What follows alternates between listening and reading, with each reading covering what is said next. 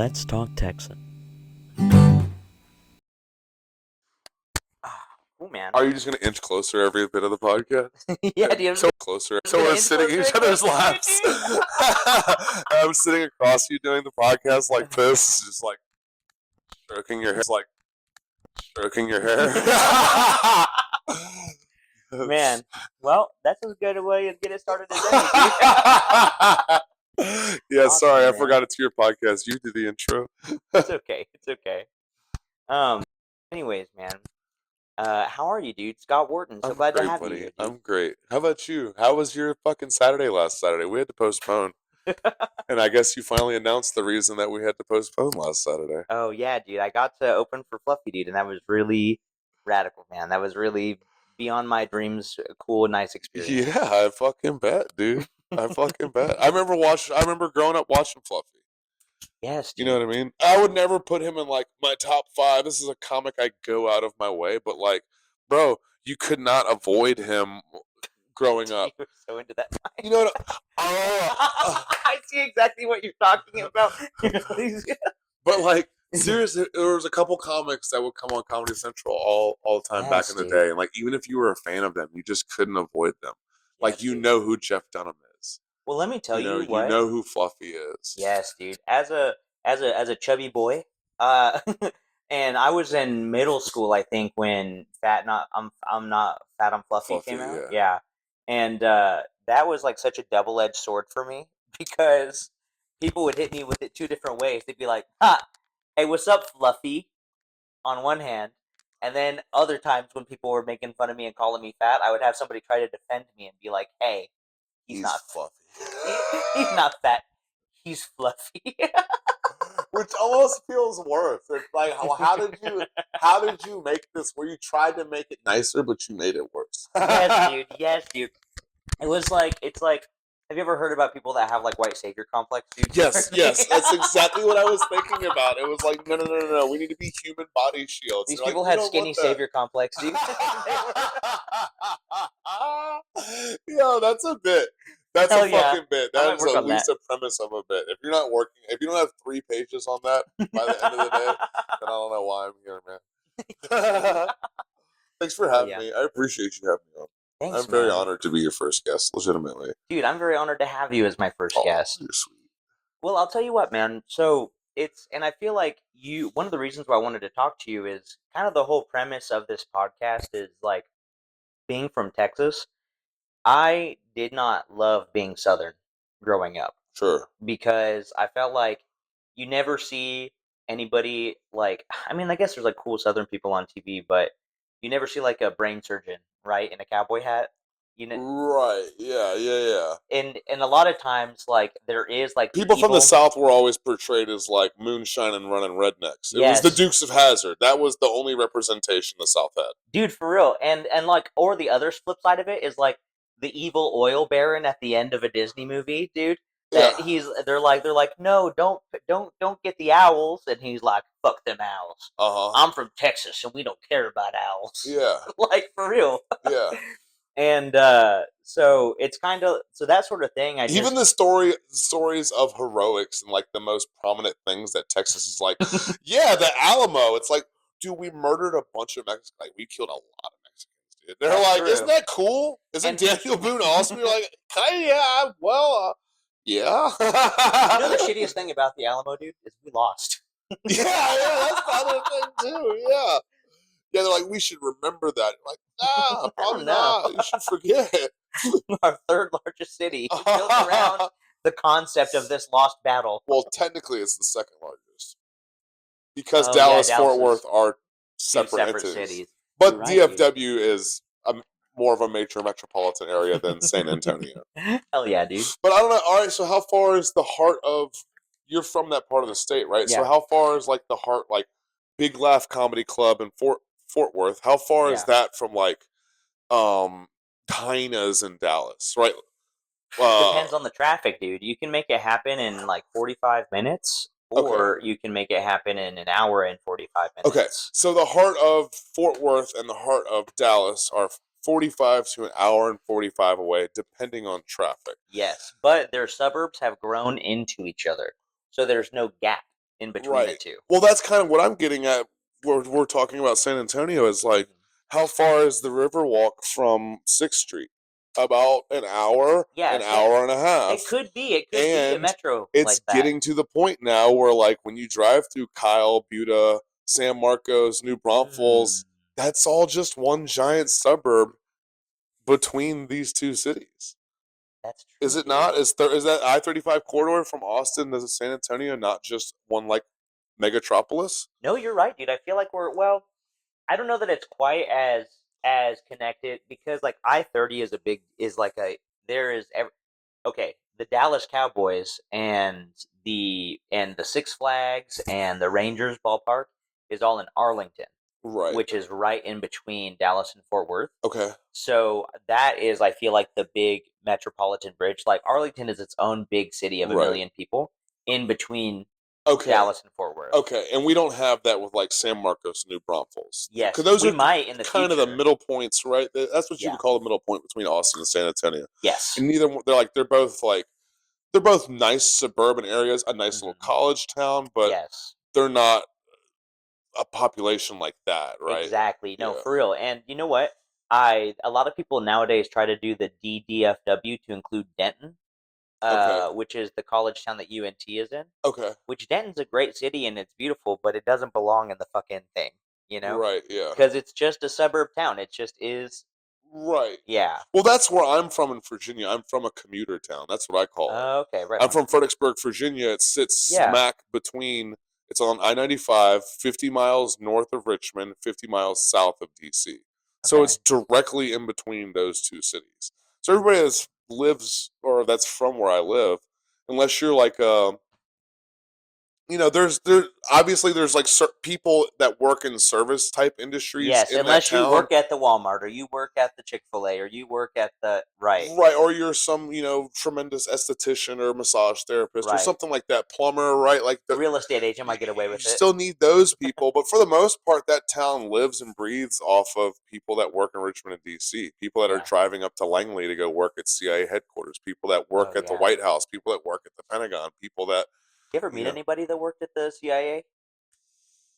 Not the CIA, but one of my friend's dads was like Black Ops during the Reagan era, U.S. Army Ranger, crazy security clearances, had like pictures of him and his platoon in the house with like people's faces blacked out and fucking like the little signage in front of their picture all blacked out so you couldn't see the name of their battalion and all that. Like dude. Legit Black Ops.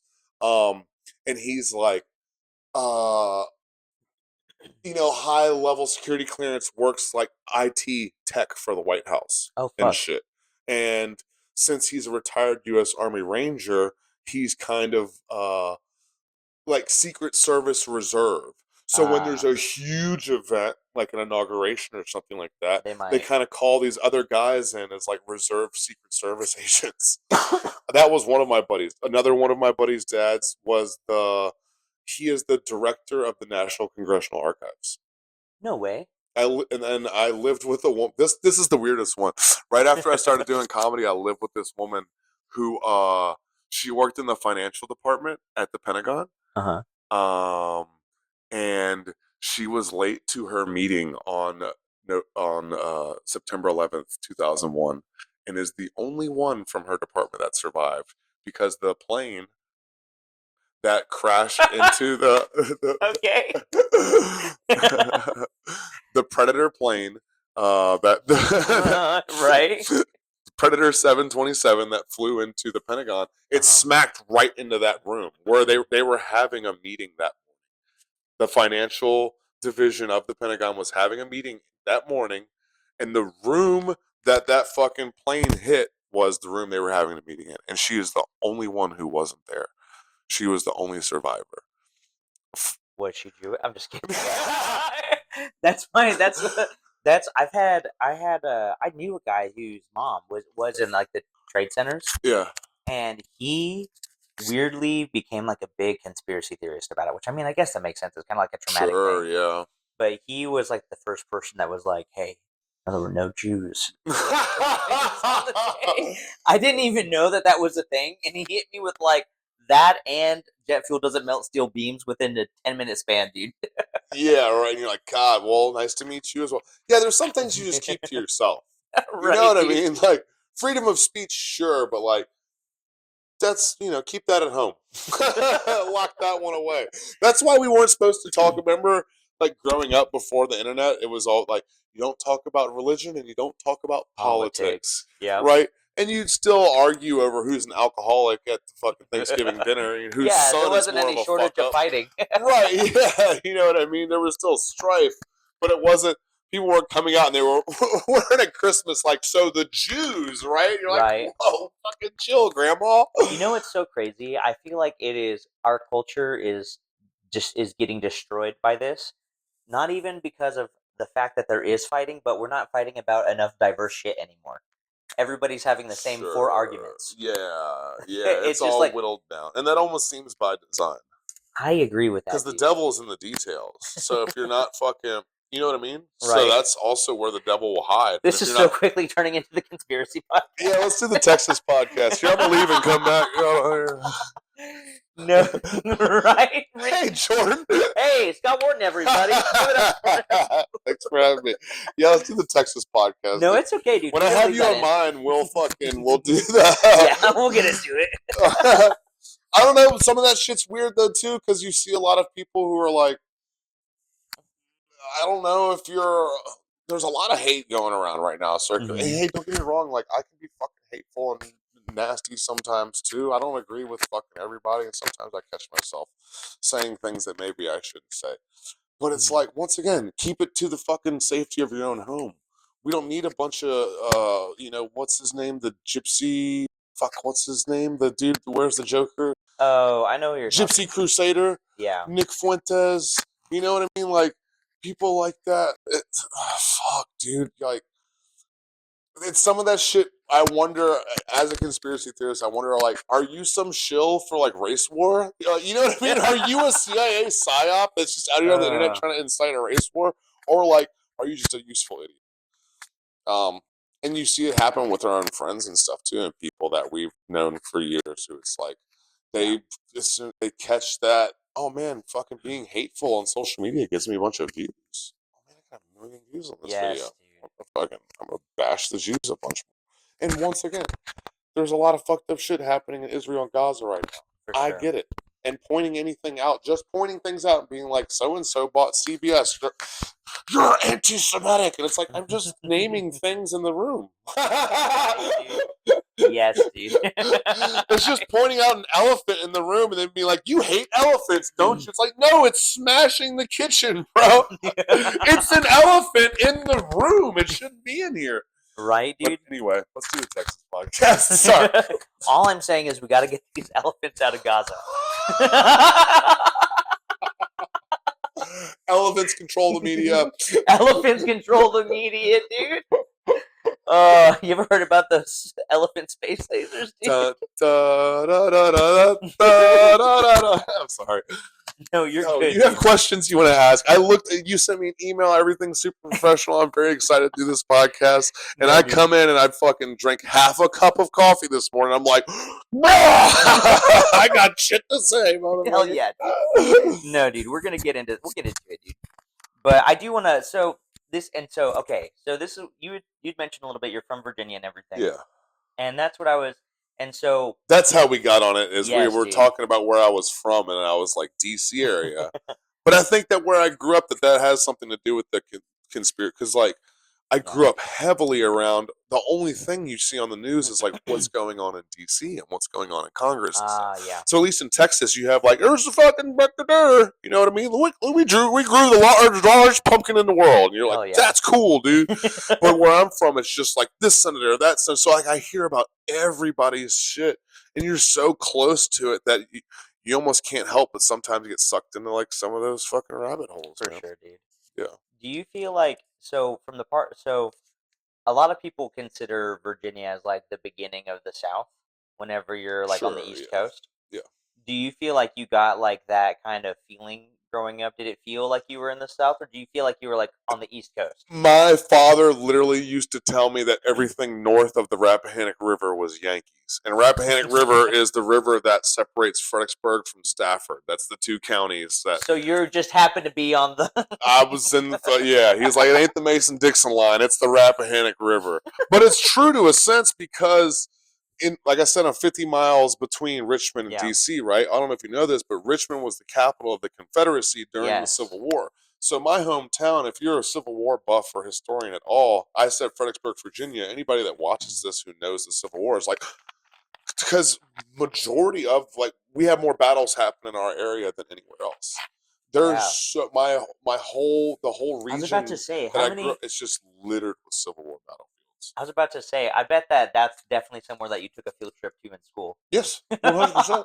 Well, that's also where I used to go on nature walks with my girlfriend and go smoke joints. And that was the preserved green part of town. That was the park that you go Sprinkle a little out for the troops. Yeah, you go find a Civil War bullet and you fuck your girlfriend in the woods. It's a good time. Desecrate the trenches of a Confederate soldier by having sex with your black girlfriend in the woods. That's what you fucking do. You know what I mean? You gotta defy the laws of tradition. Yeah, this is my reparations. This is it. Yeah, dude. I don't know, 40 orgasms and a mule. That's my reparations. So is it like? But yeah, I literally grew up with my family's kind of Southern, like they're all country people and stuff. And like, I'm not going to sit here and act like my family's the best people. Like they're the, that's the people that you, when you were like, I didn't like growing up in the South because there was no cowboy doctors. I'm like, I didn't like growing up in the South because I heard the N-word a little too much. It was a little too kind of like, hey, you want, and NASCAR wasn't the N-word I'm talking, but I heard that one a lot too. There's two N-words that were going on in my house. It's NASCAR and the other one. So is it like big trucks and country music and stuff like that out there, or is it more like? Well, it's split because it's a commuter town, and it's like a suburb of DC. Amtrak runs to there too, right? Yeah. So because of that, there is a little bit of like an international feel to it, right? Yeah. It's like just that's how the East Coast is, right? You're gonna have like. Sure, Boston is going to be predominantly Irish, and New York's predominantly like Irish, Italian, Jewish. Those are kind of the main settlers that were coming in. Texas is a lot of German settlers came here, right? So there's definitely. We also have a Fredericksburg. Exactly, 100%. I knew about Fredericksburg, Texas before I ever moved here because I followed #Fredericksburg on Instagram. So I'd always see the wineries and fucking white ladies out here in felt cowboy hats. Yeah. Felt cowboy hats. Fuck, what was I getting at? What were we talking about? Yeah, so we were talking about like the southernness of that area, and you said yeah, it's a good split. I mean, where I grew up in Spotsylvania County, which is like the county that Fredericksburg's in, right? Mm-hmm. So I grew up like on the edge of the suburbs, the neighborhood right next to mine. I grew up on a street of modular homes, right? And then there was a neighborhood that was all country people, and the neighborhood next to mine was all like, $400,000 houses and upper middle class people whose parents worked in DC and shit like that. Right. All my friends that I grew up with in Fox Point, the neighborhood I grew up next to is called Fox Point. End of discussion. You know what I mean? Nice. I lived on Pella Lane. It was one singular street. They lived in Fox Point, right? So I literally grew up on the edge of like the country and the suburbs.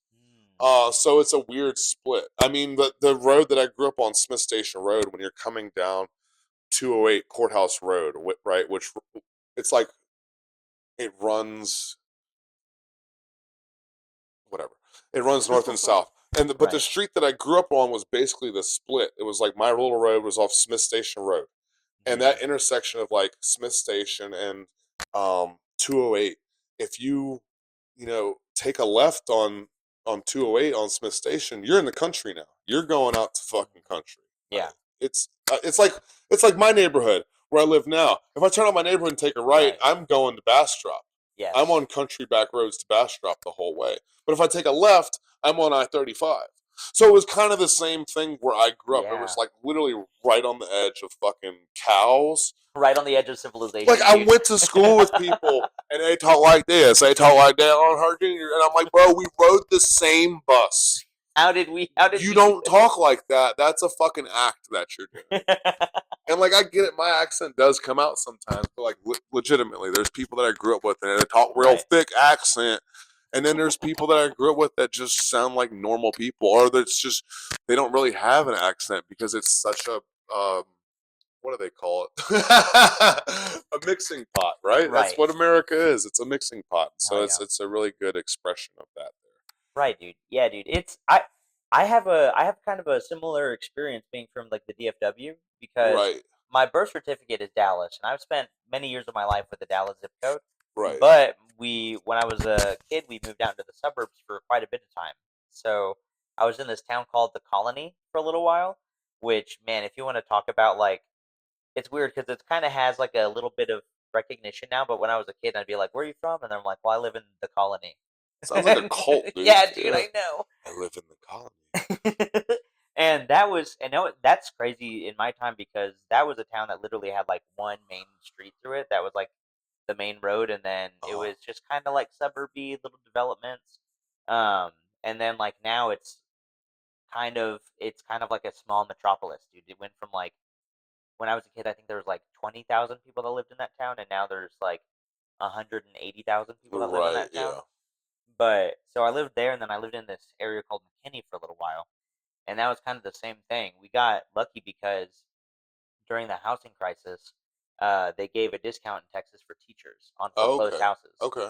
So we sold our little house in the colony and ended up in this kind of McMansion kind of neighborhood for a little Nice. while, Yeah. which was nice, dude. And my Upper middle parents, class? Yeah. yes, dude, they were very much trying to like move us up. Sure. But it was one of those things that like I got there and I was still wearing my thrift store clothes when I got to the Right. Your when I house got to your the house Ralph. poor. Yes, Yeah. dude, exactly. Yeah.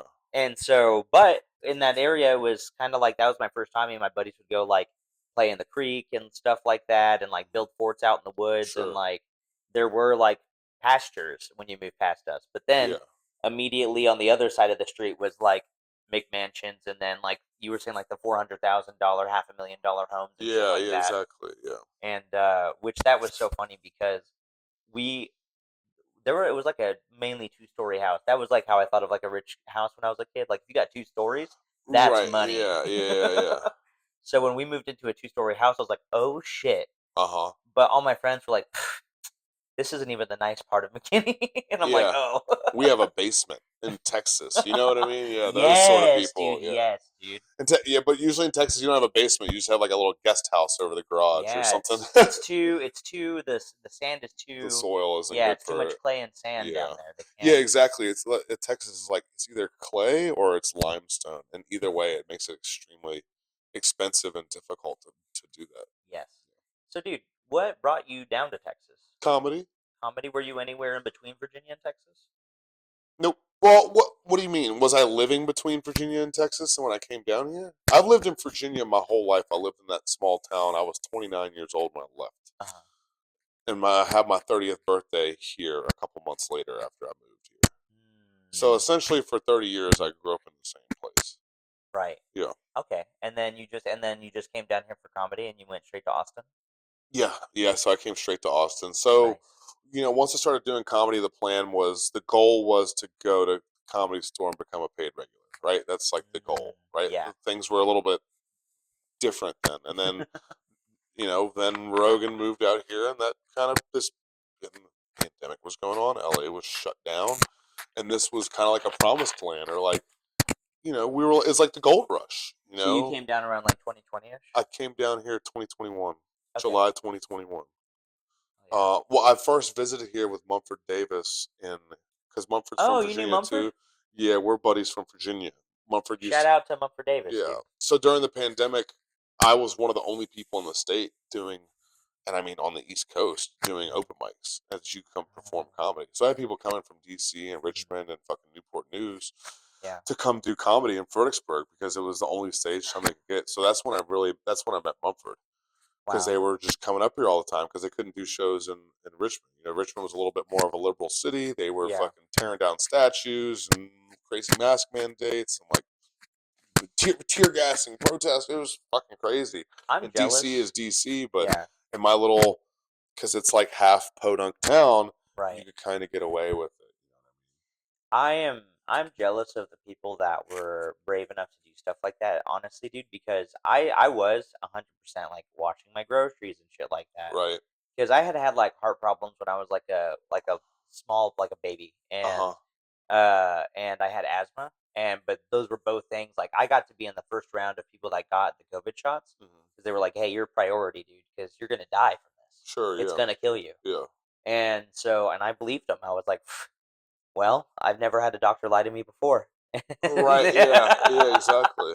And so it was really, I almost took like a whole year off, basically. I mean, I did like some Zoom comedy and shit like that, but Right. I feel like, especially, I know a ton of people that came down from Dallas around that time, like right in 2020, right when Rogan got here, like 2021, 2020. And you guys were so able to strike on a hot iron, dude, because I feel like I missed out on the opportunity to put myself out there while nobody else was. Right. And that is something that I think that the people that got out here early, and you as well, you got I'm sure that your comedy got better while a lot of people's was stagnating. Sure, yeah. And I think that you were able to like go out and reach audiences and stuff that were wanting to do it, you Yeah. know? Yeah, exactly. Man, I It was kick totally a myself all the blessing, time. yeah. Well, also, I think another thing that we did as a collective, there was Uh-huh. like a group of like 6 comedians, 7 comedians in my local comedy scene in Fredericksburg, that we decided that instead of doing when there was, because there was like a period where we couldn't do open mics, right? It was, Yeah. it was about a month before we started doing open mics, right? So in that time, we decided that we're not doing Zoom open mics. We're not doing Zoom stand up. What Mhm. we did was is at the podcast studio that my friend EK owns and runs in Fredericksburg, FXBG Public Radio. Mhm. So we set up like a green screen on a big wall like that. We had a room, pretty much a room about this size with, and over here where you are would be him behind his desk in front of his little fucking setup. And then we'd be out here, he's live recording us, streaming it to Facebook Mm. live, and people from all over the world, all over the country, because Yeah. we all had Facebook followers from all over, right? So everybody would join the live, and we would do improv. We would play essentially fucking improv games and have people in the live chat type in their Nice. suggestions. We need a That's so place. smart. We need an occupation, and we got, because it was interactive in that way, we got a lot, and because it was like improv and we weren't trying to do our jokes, like it was more fun to do. It was easier to Right. like make each other laugh and fuck with each other, right? To where Yeah. Zoom comedy is weird because you're like waiting on that audience feedback, but it Right. was us in the room together, you know what I mean? So like the actual feedback, hearing it didn't matter because we were fucking making each other crack and break, you Yes, know? dude. Like, I'm sure Saturday Night Live is fun to do it in front of a live audience, but also the fact that you're like, you're Jimmy Kimmel and you're doing it with Will Ferrell and you're just being silly with your buddy right now. Like, yeah, it's hard not to break. Yeah. Um, that was a lot of fun, and I felt like doing improv, and I kind of want to do improv again, but I felt like improv helped make me a better comedian. There's skills that you learn there, Yes. and like a wittiness and a just off the cuff that you learn there, and a creative, just a creativity that you kind of are forced to learn there, Yeah. uh, that I felt like makes you a better comedian, right? If Mhm. you want to be a better comedian, it's like Chappelle talks about when he said he wanted to do comedy. Someone in his life told him, was like, "Well, you should go to acting school." Yeah. But like everybody that we do, there's it's so frowned upon in the comedy community because of the LA scene, and there Yeah. were so many people that came into comedy to get a reel so they could try to get an acting spot, right? But I Yeah. think and so because of that, people who are like stand-up comedy purists are like fucking improv acting, like they shit on that, not understanding that, well, if that's comedy is your priority and you're not doing comedy, like do acting, go do the same thing with acting and with improv that you hate about those people coming to do comedy. Yeah. Go there to get a skill and get a reel or what the fuck ever, to get Yeah, a for real. credit, you know. Everybody like shits on stuff like that, but it's like, Chappelle did Chappelle show. That's a fucking, that sketch comedy show is essentially improv. They're Yep. creating, sure, there's a script written and stuff, but a lot of those skits and stuff that they made, it was just like we've created the boundaries within which we can play now. All right, Yeah. it's the player haters ball, and these are our characters, and here's the premise, and here's some lines and dialogue that we wrote, thought of, but fucking go. And now we're all going to sit here and just roast this picture of Rosie O'Donnell as the characters that we're playing. You know what I mean? Right. Like, and people shit on improv, not realizing, like, that's improv, bro. Like, you've been growing up watching it and enjoying it. Yes, dude. Every comedian that was like, "Oh, well, I love this guy on Saturday Night Live," even, you know what I mean? Like all of that. Yeah, yes, dude, 100%. But we live in an age now where, right, like Chappelle, stuff like that for him was necessary, right? To be in Con Air or Robin Hood Men in Tights or, you know, fucking, what was it, Pootie Tang? Was he in Yeah. Pootie Tang or Undercover Yes, Brother? I It think was so. one of them. I don't remember which one it was. But, like, that was necessary back then because you didn't have Instagram and you couldn't make some silly video and get a cajillion views and followers and go sell tickets that way. You had to Yeah. have the credit of, as seen on HBO. I was You in can't be Con Shane Air. Gillis and put out your own special on YouTube. Yeah. Exactly. That wasn't a thing yet. But people, I think, contemporary, like, comedians, people like in our alumni group, like, they shit on stuff like that. And it's like, no, dude, you can want comedy. Okay, comedy's your priority. But you can do all that other little stuff around it too. Like, you're not going to, let me break it down to you like this. Even Shane Gillis, you're not going to get where you want to be financially in your life. If you want comedy to be something that's going to pay your bills and support at least a nice townhome like this, and you can live and support a family like a normal 9 to 5 person, Yeah. just by doing it's not going to fucking happen. You're not going to live and die in Austin and fucking live. You have to do other Yeah. stuff. You have to do.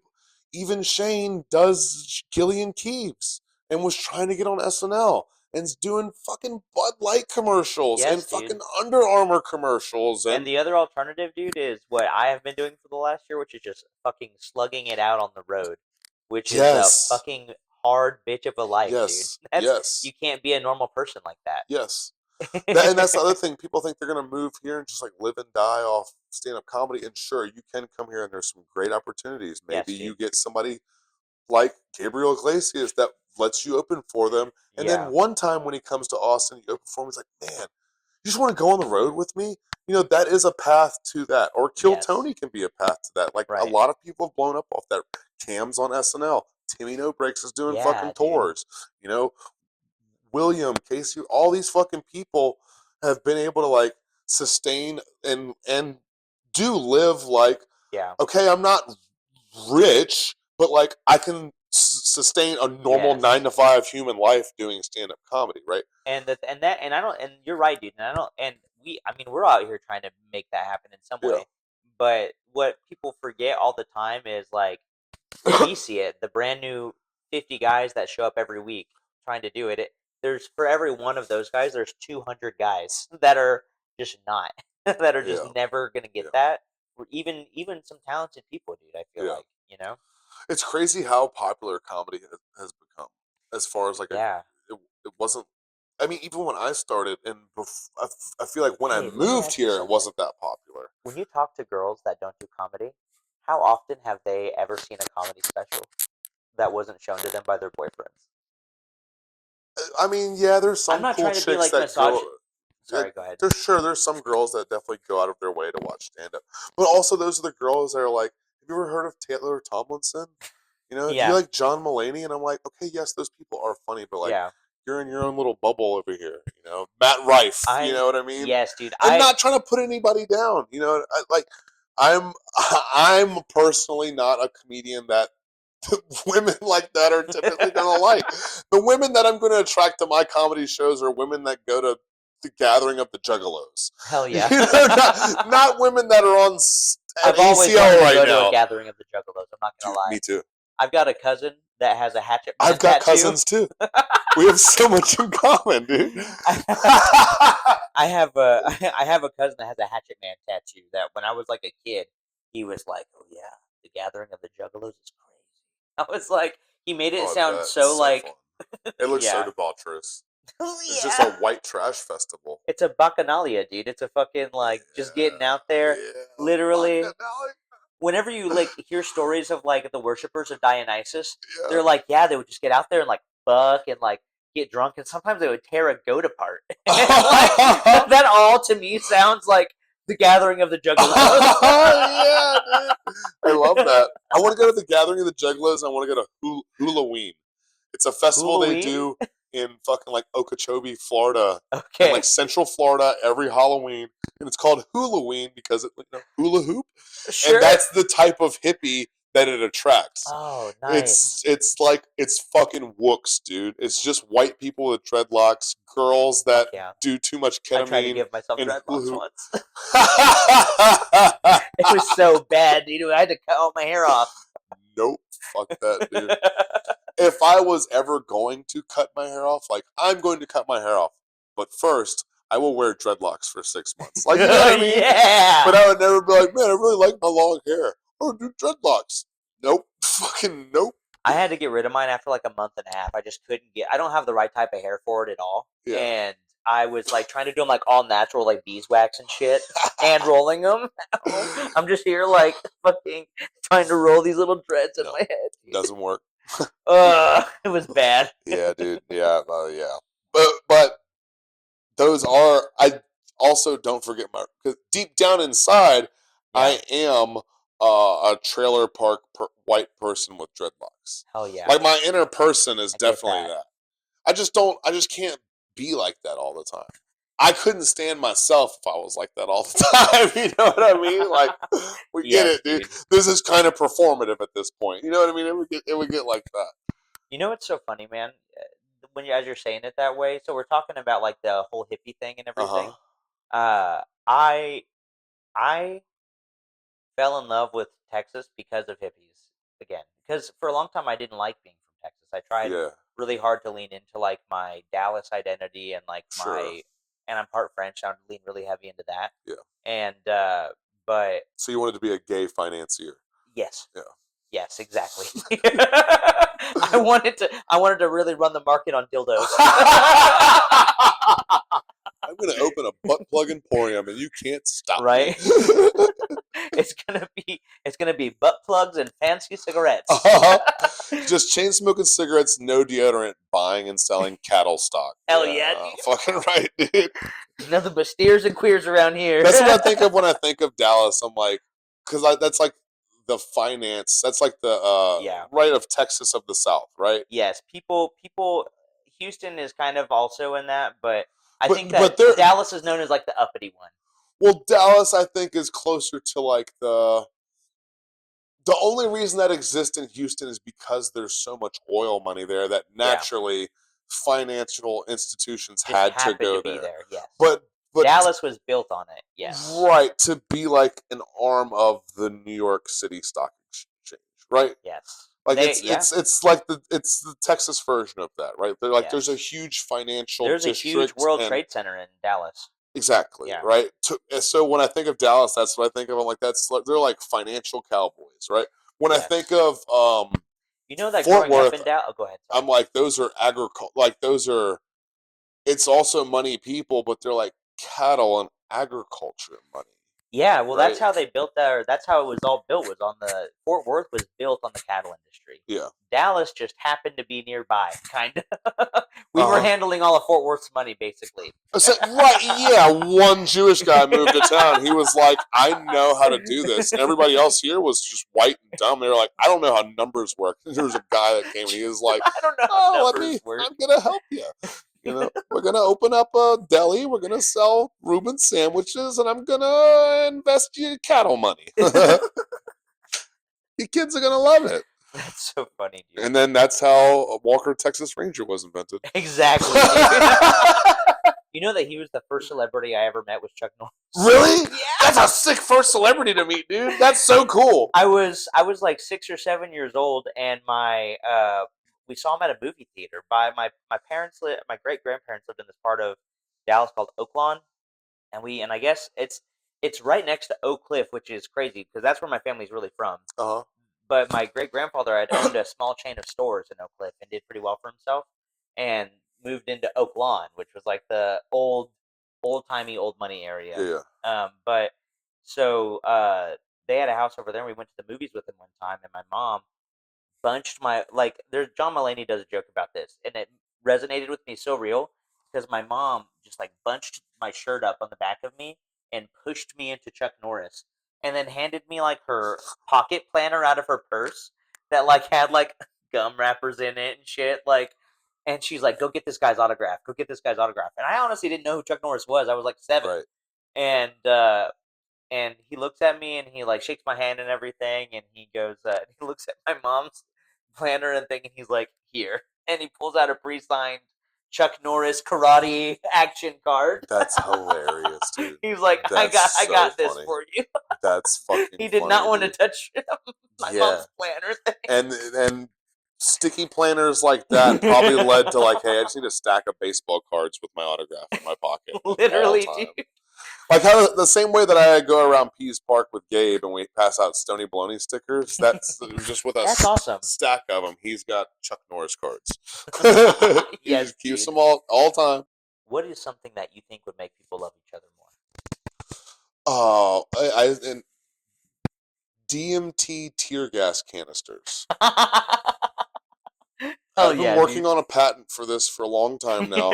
Ever since I got tear gas during the BLM movement, I've been working on this idea for DMT tear gas canisters. Hell yeah, shoot them back at the. Yeah, we're just shooting at each other. You know what I mean? Yeah, you toss me one, I toss you one, and then fuck, who guns? What's a gun? Who could know hate when all I can hear is the elves talking backwards, right? Hell yeah, that's a good answer. Evolve. I tell you what, man. The first time I ever tried doing psychedelics, I mean, everybody I think goes through it, but it's like I was very convinced. Like, if we just all were on this, I was like, if I felt like this all the time, I'd be perfect.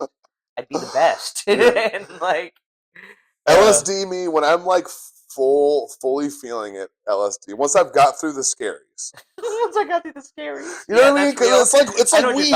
It's like weed, but yeah, it's always like I've done psychedelics so much and had the ego death and like the crazy like I'm fucking tripping and I'm getting hit with downloads from the universe. Like I've had that so many times now that like I don't really have ego deaths anymore, but what I do have is like just a personal reflection period for that first hour. Right. Once it hits where it's like, I just kind of go through my own little personal ego death in my head. Yeah. And then I come out of that in an hour and I'm like, hey, cool. Hey, we're tripping. Let's have fun and be mischievous and fucking make each other laugh. But that me is like, that's my favorite me. I fucking love that guy. Vacation me that has wanderlust and I'm just poking around the town like meeting new people. I'm the most social butterfly, coolest, most charismatic motherfucker you ever met in your life, dude. Yeah. And sometimes I go to Creek in the Cave and I smoke a joint and a half and I'm like, I don't know how to talk to any of my friends. These are my friends. I don't know how to talk to them. But if I was walking around Bowling Green, Kentucky for the first time right now, I would meet the lead singer of a band. You know what I mean? Yes, dude, that's real, man. It is, yeah. I feel I hate talking to other comics, low-key. It gives me so much more anxiety than it does talking to strangers or people I don't know. Yeah, there's sometimes it feels like forced or like there's a fucking obligation to like, oh, we got a riff. Yes. But could you imagine if people who like to rap were just always freestyling with each other? Yes, dude. Like, what the fuck is wrong with you guys? You know what I mean? Dude. And that's kind of why I wanted to do that. That's why even part of why I did a theme for this podcast. Because I thought at first about just doing like an open end, like this is a comedy podcast. But people will try too hard to like, everything has to be a clip. We have to be funny the whole time. Instead of just us talking and things are naturally funny. Exactly. Because we're just being us. Literally, dude. Okay, so what would it take for you to unironically say yeehaw? To really mean it. To really mean it? Yeah. Like, is there a level of inebriation that you could get to? Is there ever an event you're just Someone invited you two-stepping, you know? I'm already a little bit country, like I said. I grew up on the fucking edge of the country music. So to get me to genuinely and meaningfully say yeehaw is not like something you have to twist my wrist to do. It's not like I've never done it before, and I'll do it again. And I'll do it. I'll do it again. I'm a real bark at the moon motherfucker. You know what I mean? Yeah, like, I like to, But I will tell you the next time that you'll get a real good, pure yeehaw out of me. So next month, Gabe, Cody Myers, and I are all going to be in Terlingua with our friend Hunter. Oh, nice, in dude. Big Bend National Park. Oh, beautiful, dude. And when I'm out there under those stars, you will get a fucking yeehaw out of me. Because it's fucking nothing forever. You know what I mean? When I go camping, when I go out in the desert, shit like that, I just want to, I just want to fucking let it out, man. Howl at 'em, dude. I got a fucking lot in here. And when I get out, I'm such a big guy that I don't feel like I can really, unless I'm in this fucking vastly open space where I can really just like, let it all out. So when I'm in Terlingua, I'll send you a video of a big, fat, hearty, fucking Texas yeehaw, dude. Oh, yeah. I mean, what better place in Texas to do it? That's real, dude. Where else? I tell you, what's so funny is, now that I do a more like Texas classic aesthetic where I wear my cowboy hat and my boots and stuff when I'm out. Yeah. And you're a cosmic cowboy, though. Yeah, exactly, dude. It's truly the thing that made me fall in love with being Texan again was going to a Willie Nelson concert. Yeah. And I realized how many of those songs that I knew and loved. And I realized, I'm like, man, Willie Nelson's a liberal. Willie Nelson is a hippie. Willie Nelson likes to smoke weed. Yeah. You can be all of those things and still own how Texan you are. Yeah. And it's so funny because nowadays I'll have people that'll like act like I'm not Texan enough to be. They're like, you don't ride a blood. I'm like, I'm born in. How more Texan can I be? Yeah. I cannot be any more Texan than I am. Dude. Yeah. Willie Nelson and Matthew McConaughey are definitely like my perfect personifications of Texas. Yes, dude. Hippies in Texas, dude. That's the vibe. Dude. Cosmic Cowboys, man. Cosmic Cowboys. Okay, on that. That's what makes Austin so great. Is Austin is the melting pot of that. It's where the fucking hippies and the cowboys meet. Yes, dude. That's how you get Stevie Ray Vaughan and the Continental Club and the old Vulcan Gas Company and the fucking Armadillo Den and the Grateful Dead coming here. And Doug Sam, I think his name's pronounced. Yeah. Tony Wellens keeps telling me about Doug Sam. But yeah, that's how you fucking get, and it still exists now with like White Horse, and you see it at Austin City Limits yesterday. You know what I mean? Like fucking Cage the Elephant, dude. Those are some country boys from Kentucky who also kind of got like a fucking rock and roll twang to them. You know what I mean? Dude. Yeah. So yeah, the cosmic cowboy culture here in Austin is just fucking tremendous. I believe in it, dude. Yeah, I believe in you. Thank you, man. I believe in you. This is gonna be a good podcast. Not this episode. This what you're doing. Thanks, man. I appreciate that a lot. Yeah. I want it to be positive, dude. And on that note, I actually want to ask you, what is something that always makes you happy? Something that always makes me happy. I'm gonna try to be genuine instead of being a misogynist. I want to be like booty cheeks. Booty cheeks always gets me going. I mean, shit. This year, a fucking cup of coffee, man. Something so simple, but that first thing in the morning is like the first sip of great.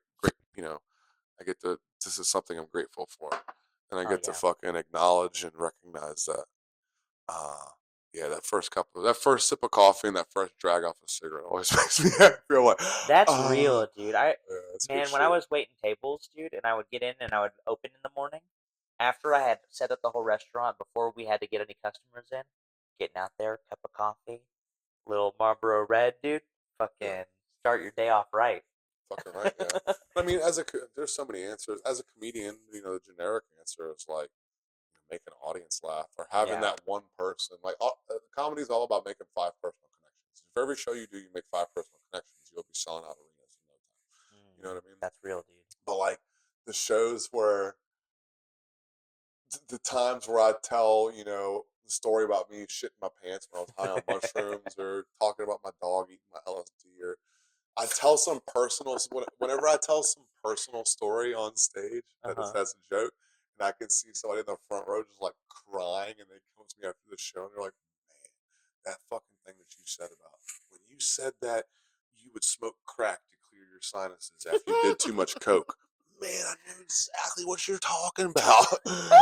It's always that super like obscure thing that I said that only one guy laughed at, but I'm like, fuck, we both just made each other not feel so alone in the world just now. Because you're like, I thought I was the only one who did that. So having you coach me after the show and be like, man, I also did let a girl jerk me off with her feet.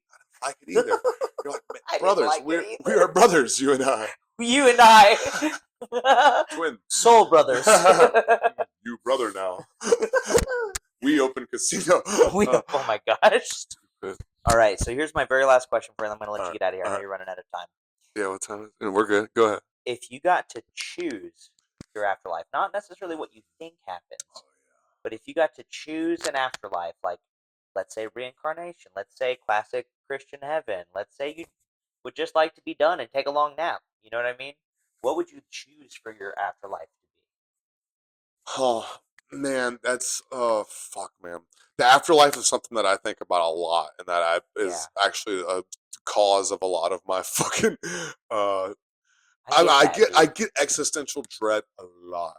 Me too. I think about this a lot, and that's why I want to ask other people. I'm hoping that somebody will give me a good enough answer that I like it, and that's what I can subscribe to. I can rest on you.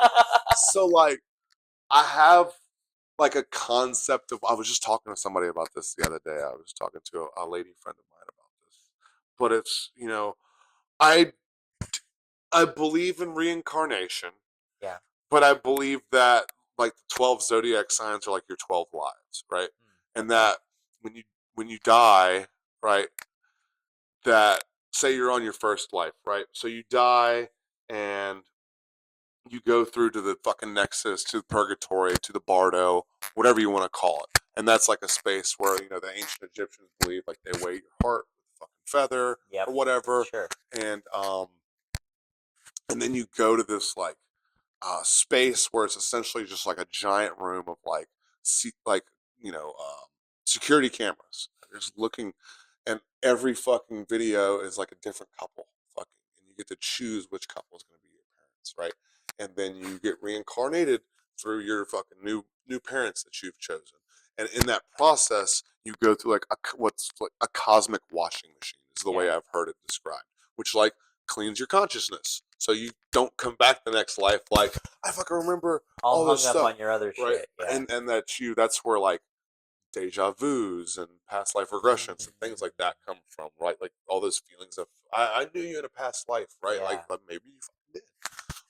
So I believe that happens, and then I'm weird. I'm into a lot of like because of probably my, I wouldn't call it obsession, but my infatuation with eternity, the afterlife, death, right? I'm really into like a lot of theological studies, mysticism, the occult. I'm very interested by all these things. And so Damien Eccles is somebody who teaches like ritual magic and stuff. He was on a episode of that Midnight show. Gospel, Duncan Trussell's show. Yeah, Magic with a YK, dude. Right. Yeah. So essentially the idea in that practice is that you can throw jet fuel on that process, because like Tibetan monks, right, like these like hardcore Buddhists believe that enlightenment comes over a series of lifetimes, right, that you go through those lifetimes, and that's how you reach enlightenment, right? Like each lifetime is another step towards that. And that with ceremonial ritual magic, that what you're doing is essentially throwing gas on that process and speeding it up so that you don't go through the cosmic washing machine, so that you do reincarnate as someone who remembers, and you become like an elevated master. You essentially become like a bastion for God, for the infinite source of love and creation, and like your part of your job becomes you're a bodhisattva. You can't reach enlightenment and ascension until every living creature on earth has done so as well. So I okay. That's what I yeah. believe happens. What do I want to happen? I don't fucking know, dude. If I came back as Sydney Sweeney's butt plug, that'd be sick. That'd be fucking cool, dude. If I was reincarnated, I would never get a sex change. I would In never this get a life? sex change. I love my dick a But you lot. would like to But if I experience. was reincarnated into a lipstick lesbian Okay. that looked like Sabrina Carpenter, Oh yeah. and my girlfriend looked like Charlie XCX, that'd be so dope, dude. That'd be so fucking cool. I tell you To what. be hot lesbians, that's what I want for my next life. That's what heaven is for me. Is Okay. I'm a hot lesbian. Hell yeah, dude. I think that's a pretty nice And heaven. I'm just in this like cosmic heavenly fucking room of other hot lesbians. Hell yeah, dude. And we're just having fucking divine feminine conversation and eating each other's pussies for eternity, man. That does sound pretty nice, huh? Yeah. Yeah. There's no war. I love that you're in the idea of reincarnation, and heaven includes a lot of sexy lesbians. The thing that I get hung up on is like somebody explained to me about reincarnation one time, that it's like when it like they said that this is like and I'm quoting somebody else that was quoting somebody else, that they're like, well, the idea is that, like, Brahma is everything, and all of existence is for the purpose of Brahma existing, and that you eventually, through all of your lives, will be Brahma again at the end. Right, yeah. But you have to be everything else first. Uh-huh. And I'm like, which sounds good. I like the idea that the party's not over. You know what I mean? Sure, yeah, yeah. But it also gives me a little bit of relief when I kill them, is how many times do you have to be Mosquito? Right, Dude, yeah. so many. So many times. I feel like I cannot be gaining that much cosmic understanding from the trillions of times I have to be Mosquito. So I really, I never feel guilty about killing one low key, because I'm like, on to the next time. Fuck, yeah. But then next time you come back as malaria, because malaria is a And then thing I have too. to be fucking Then malaria. now you have dude. to be a disease and a virus. Dude, Isn't and that now crazy? I have to live in Mosquito? Uh-huh. Fuck, dude. What if you came back as 99% of existence is Mosquito, dog. What if you come back as Cobalt and you get fucking compressed into a solar panel? And now that's true, dude. Yeah. I like that. You think that? Do you believe that inanimate objects are part of the Well, just because cycle they're of not existence? inanimate doesn't, like you said, Oh. like it's still an experience, right? What's the difference between us and the rest of the stuff that came out of a star? Right, exactly, Oh dude. man, Yeah, that's a good point. you could come back as a tree. See, this is why I gotta ask the question. I'm having a deeper understanding. What it is ultimately at the end of the day is my puny little fucking consciousness and ego has been attached to this human form, and Yeah. I've learned to protect it and fucking that it's finite or whatever, that it's mine. But really, at the end of the day, I think, oh man, I must have known you in a past life. It's because we're all that's extended from the same consciousness. There's a collective consciousness. There's an Akashic record. It's like, yeah, we're all having our individual experiences, but there's still like an underlay. You know what I mean? There's still like some cosmic foundation that all of our consciousness are kind of woven through, right? Yeah. So yeah, that's what I fucking think, man. All music is different, but it's all the same fucking 5 chords, right? It's all the same couple, Right. right? All the same progression. Yeah. And I don't know, I probably butchered that horribly, but That's okay. you know what I'm talking about. I know what you mean. And even somebody who's like, there's so many more chords than that. But I know what you mean. Look, we're both comedians. I hope that nobody's expecting us to be scholars around here. My knowledge of music theory is lacking, for sure. Color theory, I'm nailing, but music theory, yeah. not so much. All right. Cool, man. Come to the Stony Baloney Con. When's this come out? It'll be in probably, we're gonna have like a 2-week lag on editing. Probably. So it'll be come out before Halloween. Yes. So I can't promote my show next Saturday. But yo, Dress to Kill Comedy, Halloween night, Roscoe's, Friday, October 31st. I think we're doing it at 8 p.m. I could be wrong. Follow Dress to Kill Comedy on all forms of social media. Check us out on Linktree. Classiest show in America. Tasteful threads, tasteless humor. We are having a costume party. Usually it's just a dress-up show. Everybody dressed up in cocktail attire. The audience, the comedians. It's a fucking good time. This lovely young man has done it before, suits and boots. It is. And but every December we do an ugly sweater party, and every Halloween we do a Halloween party. So come out to our Halloween party, Roscoe's Comedy Club, Dress to Kill Comedy, Friday, October 31st. That's all I got. Hell yeah, dude. Thank You guys like and follow all of his stuff. Look him up. This is Scott Wharton. He's an incredible comedian and an incredible guy. I'm so glad I got to have you here, buddy. man. Thank you, sir. That was